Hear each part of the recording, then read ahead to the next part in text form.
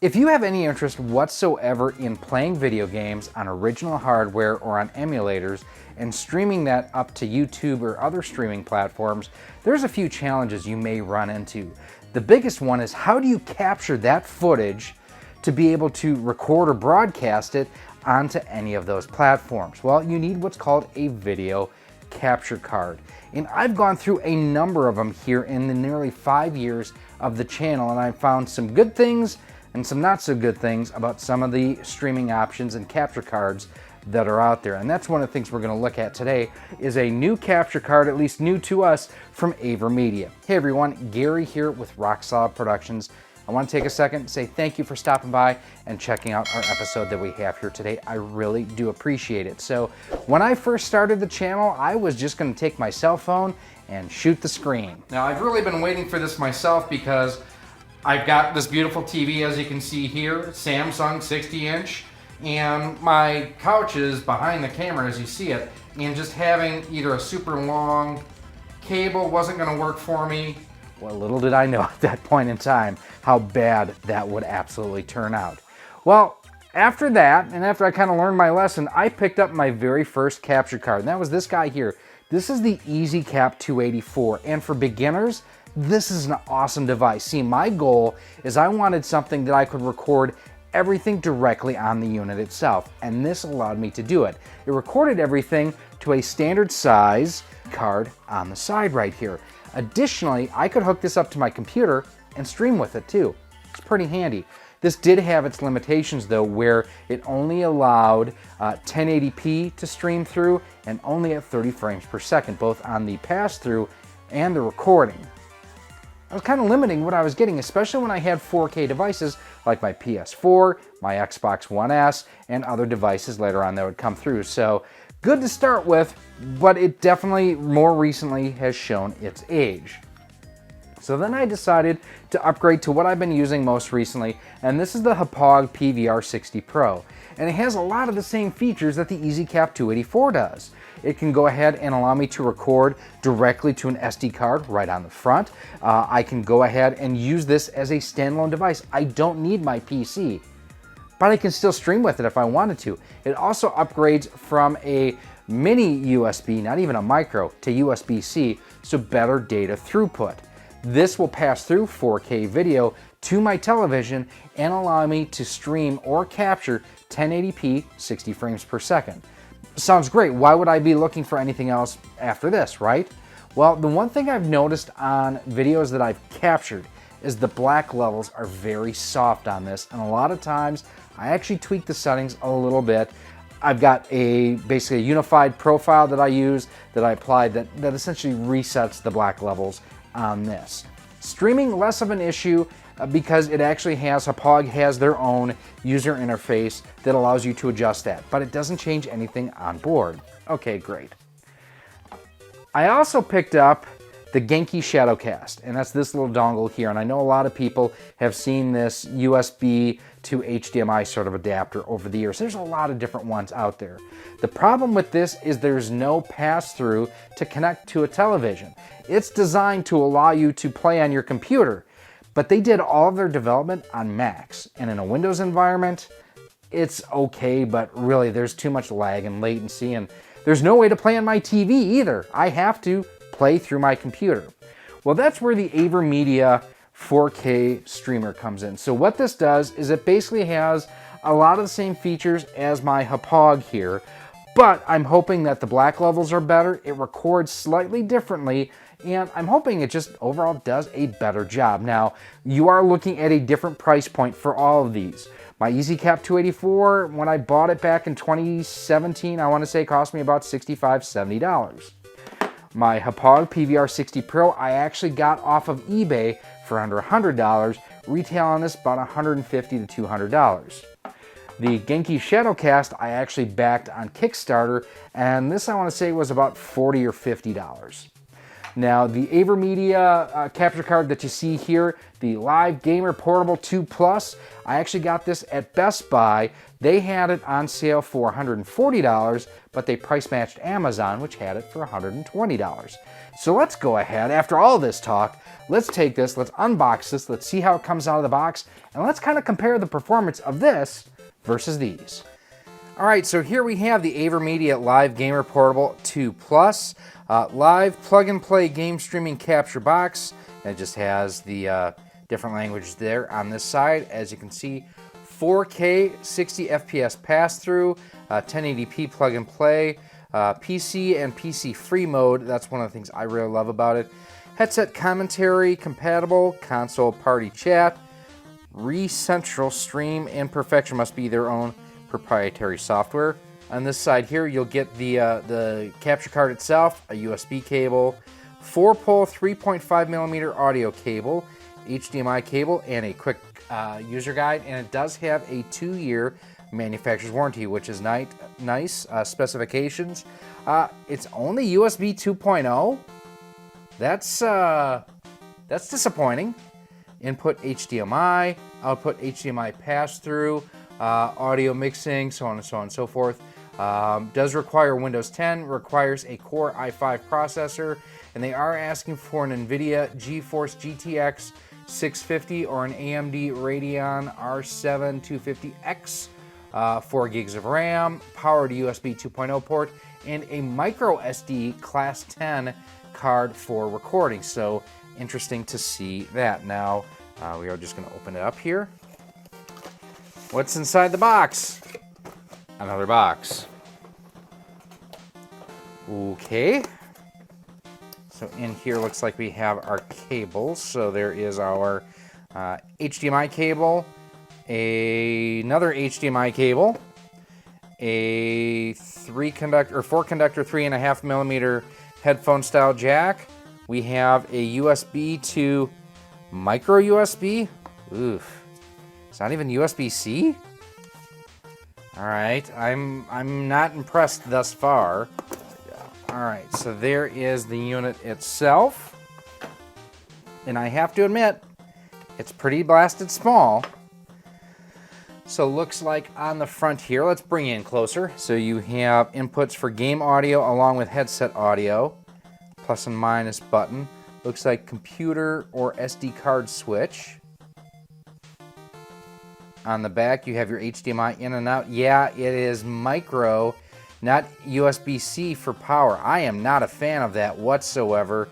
And then your slot for your micro SD card. And looks like that's your start and stop record button right there. Yeah, not liking USB or micro USB at all. So what we're gonna do just to compare things here is let's take a look at how it compares to my Hauppauge PVR 60 Pro. So about the same width, maybe a little bit wider, but the Hauppauge is deeper. And then with the EasyCap 284, again, this is a little bit wider, but it is not quite as deep. And then obviously you just have an HDMI dongle here for the Genki Shadowcast. So let's take a look at the manual real quick. So this is less of a manual and more of a quick start guide. Well, that's frustrating. Online manual for more information. Scan that QR code. So I guess I've got to go online to look at the manual. So on screen you can see where it has taken me to. And please select your product model. Find a product. Select series, category, product.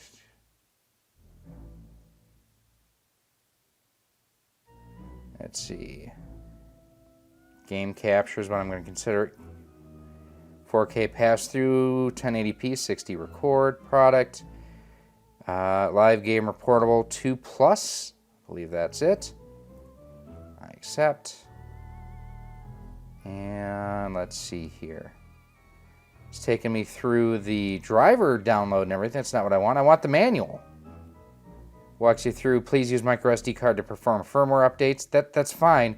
Where's the stupid manual? This is all downloads. I don't want downloads. Technical support, where to buy. This is frustrating.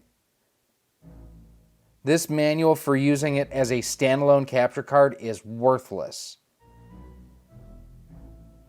Well, I guess it's going to be one of those where I just screw around with this to see what position I need the switch in, because it feels like this is a 3-position switch.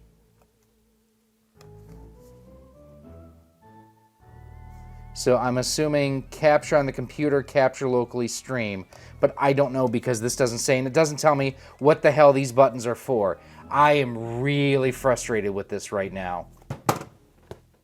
So I will provide a link to this down below in a pinned comment because this was impossible to find. I had to search Google for it. So here is the manual. Holy cow. Like, don't make it so stupid hard. All right, the mode switch. This is what I want to know. So here you can see PC mode, PC free mode, storage mode. So I can record micro SD card on the move. I can access the SD card from a PC. All right. Audio buttons, I can press volume up or down to adjust the microphone output or the capture output. That's what I needed to know, what these things were for. So, I mean, you know what? This is frustrating. It's like, just put this single page in the manual. Just do it. So here are the LED indicators. So the blue is ready. Red is error. If it's a constant on, breathing is either streaming. If it's blue, recording. If it's red, flashing is busy or storage low. Okay, that's what I needed to know. So we're going to go ahead, we're going to hook this up, and we're going to capture some footage. Finally. Let's look at some PlayStation 3, and I did have to go through an HDMI splitter, even though it told me specifically, you shouldn't do that. Let's try some DuckTales Remastered. This looks terrific. I mean, it's... You know, one of the things, though, that I even noticed, and I'll have to wait until I get into editing, is that my Hauppauge always looked great during, you know, the capture and on my TV. I just don't know if this is one of those things that it will look as good on the capture card until I go ahead and get into the editing process. I love the fact that they brought back the original voice cast here. It's one of the reasons why I can't get into the new cartoon series as much, is the fact that the voice actors aren't the same, which I know is dumb, but it bugs me.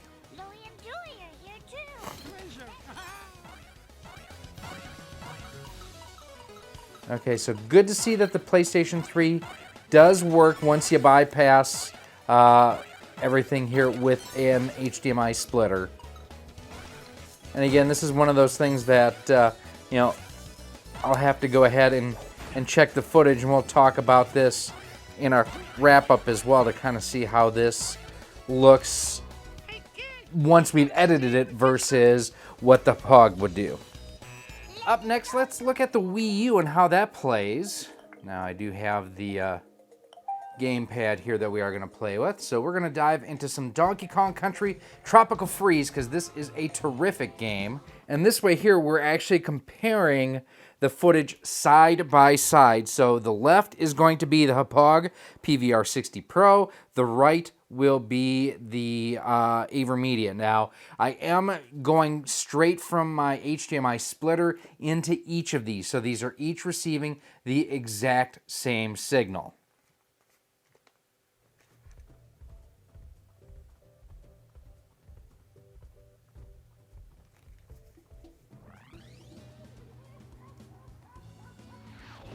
Again, I have to say the pass-through visuals look great. This is such a beautiful game, and it's one of those that I am really glad that they did bring to the Switch. Load up, sir! Yeah, play control and everything is great. The nice thing about this, too, is, like, I'm not feeling any lag or latency, even going through a couple different HDMI splitters, which is nice. Well, not a couple HDMI splitters, but going through an HDMI splitter along with the two capture cards. Yeah, I mean, overall, I gotta say, no issues with playthrough as we are playing here. You know, any issues that I'm having are simply due to the fact that I am not used to playing with the the Wii U gamepad. It's been a while. Yeah, cannot complain about this a whole lot, which is a good thing. That's what we're wanting, right? Now, one of the things, especially in this, I think this will be a good area to take a look at, and I mentioned this a little bit earlier, is the fact that on the Hauppauge, the black levels were always a little bit on the soft side, and there's quite a bit of black in this part right here. Got it! Got the puzzle piece. All right, so very good there. We are going to pause this. The other thing I've noticed, too, is that the AVerMedia tends to handle resolution changes better, where the Hauppauge will stop recording if the resolution does tend to change. The GameCube is really rough on that. So let's go ahead. We're going to try one last system. We're going to try the NES real quick. All right, last but certainly not least is Parodius Da. This is a great game. It's actually for the Famicom, but I'm using my 60 to 72 pin adapter, so I'll allow it.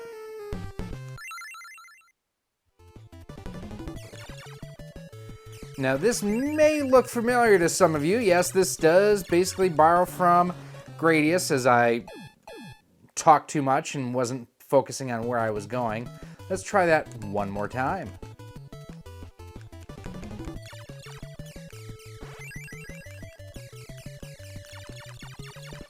Kind of like YY World 2. This is a mashup with many different sorts of properties from Konami. Playing great. Again, another good example here. I will have the Hauppauge PVR 60 Pro on the left, the AVerMedia on the right, and you can kind of see the quality of the black levels. That's the biggest thing for me at this point, is how do the black levels look?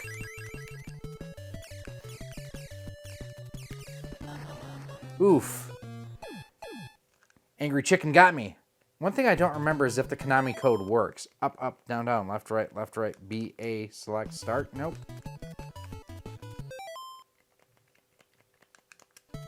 Nope, the Konami code does not work.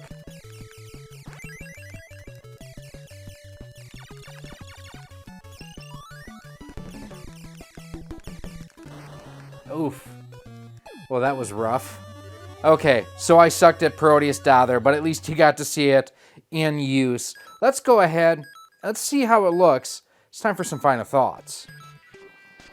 So there you have it. You saw for yourself how much better the AVerMedia 2 Plus black levels were over our Hauppauge PVR 60 Pro.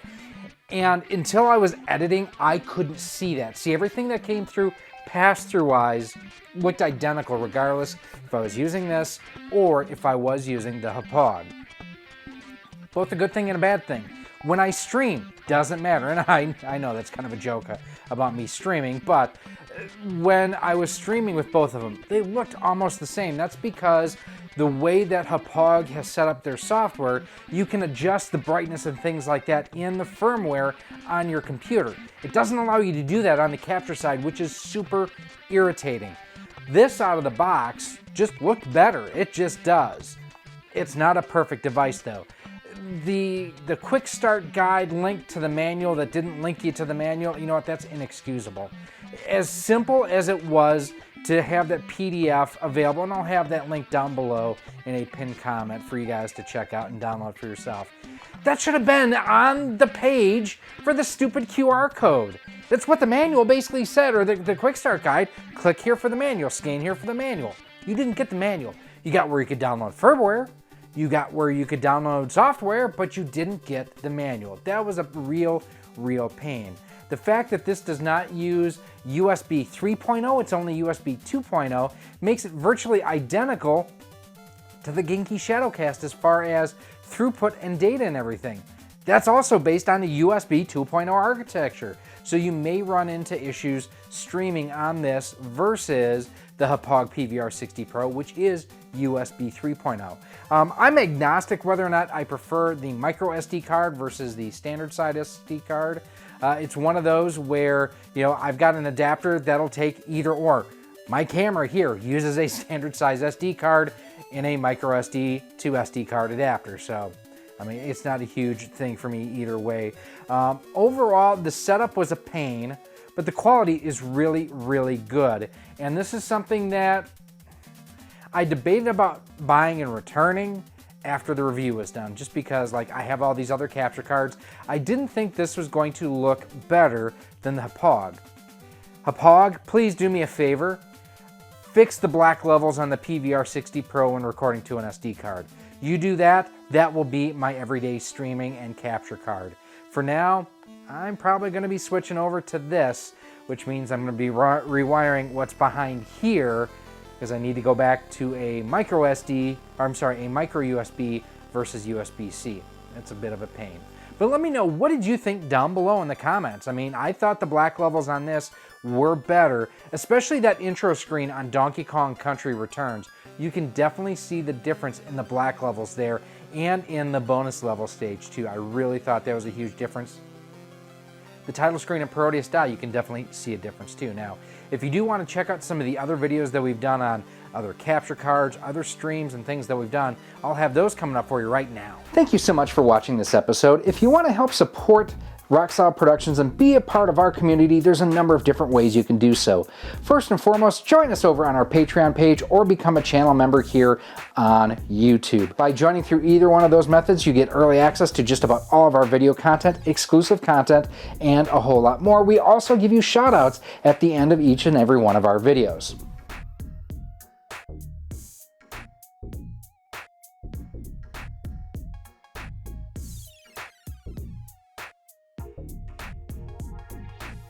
You can also pick up some awesome Rocksolid Productions swag. We've got t-shirts, sweatshirts, hoodies, and more available through our Teespring store on screen right now too. You can also pick up some of our awesome 3D printed cartridge stands, Amiibo holders, Nintendo DS holders, and more by visiting our 3D printer store on screen right now as well. Links for everything will be down below in a pinned comment. If you want to stay up to date with everything we have going on here at Rocksolid Productions, make sure that you're following us on the different social media networks. We're on Facebook at facebook.com/RockSolidProductions, Instagram at instagram.com/RockSolidProductionsGK, and Twitter at Rocksolid Studios. If you're looking to pick this and other retro and modern gaming accessories up, make sure that you head on over to CastlemaniaGames.com. He has a feature over there called Castle Cash, where the more you spend, the more you earn towards future purchases, and Castle Cash is just like cash. He also offers convenient payment plans for more expensive items over $50. Finally, make sure that you use promo code ROCKSOLID10 when you're shopping at CastlemaniaGames.com, as it can save you up to 10% on most items on the website. Again, thank you for watching this episode, and I cannot wait to see you again soon.